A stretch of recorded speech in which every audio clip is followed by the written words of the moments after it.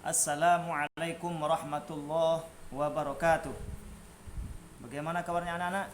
Mudah-mudahan anak-anakku semua selalu diberi kemudahan, kesehatan Allah Subhanahu wa taala. Oke, Pak Mazi mau menjelaskan tentang sholat Idain atau sholat Idul Fitri dan sholat Idul Adha. Pak Mazi membahas tentang sholat Idul Fitri dulu, perhatikan ya. Sholat hari raya disebut juga sholat Idain atau dua Id. Yang dimaksud dengan dua Id yaitu sholat Idul Fitri dan sholat Idul Adha.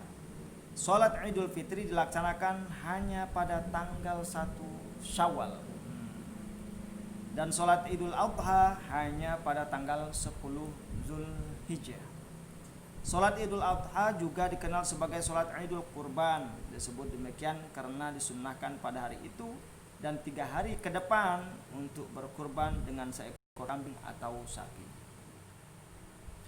Ini hukum ya, hukum sholat Id itu apa? Perhatikan, sholat hari raya yaitu sholat Idul Fitri dan sholat Idul Adha merupakan sholat sunnah muakkad setiap orang Islam. Disunnahkan dalam pelaksanaannya mandi dan memakai wewangian ya. Sunnah muakkad mempunyai arti sangat dianjurkan untuk dilaksanakan bagi seluruh umat Islam yang tidak mempunyai halangan. Yang kedua adalah tata cara pelaksanaan sholat hari raya. Sholat hari raya dilaksanakan hanya pada tanggal-tanggal tertentu saja, yaitu sholat Idul Fitri pada tanggal 1 Syawal. Perhatikan, berarti setelah puasa bulan Ramadan. Dan sholat Idul Adha pada tanggal 10 Zulhijjah. Adapun waktu pelaksanaannya dimulai dari terbit matahari sampai dengan tergelincirnya matahari menjelang waktu zuhur. Itu waktu untuk melaksanakan sholat Idul Fitri dan sholat Idul Adha. Terdapat beberapa perbedaan dalam pelaksanaan sholat hari raya. Perbedaan yang paling mencolok adalah jumlah takbir.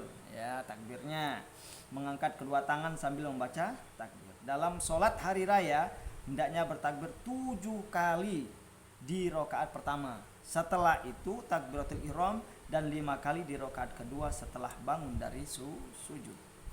Adapun tata cara pelaksanaan sholat hari raya antara lain. Rakaat pertama, yang pertama adalah A. Berniat sholat hari raya lalu dilanjutkan takbiratul ihram. Yang B. Bertakbir sebanyak 7 kali di rakaat pertama dan di antara takbir membaca kalimah thayyibah. Kalimat thayyibah, bacaan tasbih adalah bacaannya subhanallah walhamdulillah wala ilaha illallah wallahu akbar. Yang C adalah membaca surah Al-Fatihah. Setelah takbir pertama kan 7 kali ya, baca subhanallah alhamdulillah wala ilaha illallah wallahu akbar 7 kali. Setelah itu membaca Al-Fatihah. Selanjutnya membaca surah pendek, disunahkan membaca surah Asy-Syam. Setelah itu barusan ruku ya. Setelah ruku i'tidal seperti sholat biasa. Setelah i'tidal sujud. Setelah sujud duduk di antara 2 sujud. Setelah itu sujud lagi. Setelah itu melaksanakan melaksanakan rakaat yang kedua. Setelah itu mengangkat tangan Allahu Akbar, membaca tasbih lagi subhanallah alhamdulillah wala ilaha illallah wallahu akbar sebanyak 5 kali. Itu cara praktek. Setelah 5 kali barusan baca Al-Fatihah lagi. Setelah baca Al-Fatihah barusan membaca surah-surah pendek. Setelah itu ruku, saat ruku i'tidal, setelah itu sujud, setelah sujud duduk iftirash, setelah itu sujud, setelah itu at-tahiyat akhir. Nah, hanya 2 rakaat melaksanakan sholat Idul Fitri atau sholat Idul Adha. Itu sama cara melaksanakan, tapi perbedaannya adalah di niat. Untuk niatnya perhatikanlah ya.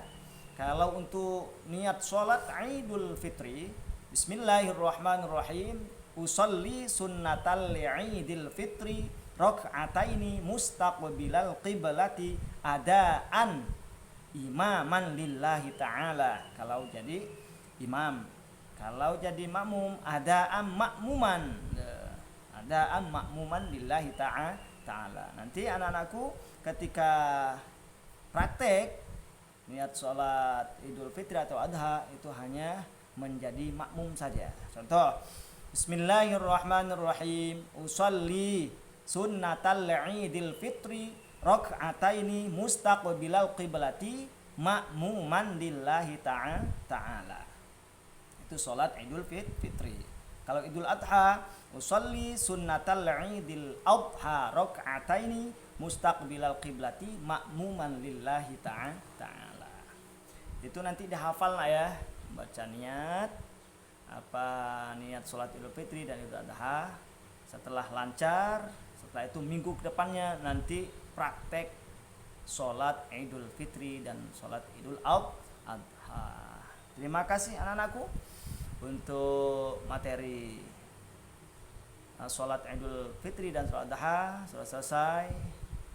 Mudah-mudahan anak-anakku semua ketika melaksanakan tugas dari Pak Mazi, insya Allah anak-anakku selalu diberi kemudahan oleh Allah Subhanahu Wa Taala. Pak Mazi akhiri, wassalamualaikum warahmatullahi wabarakatuh.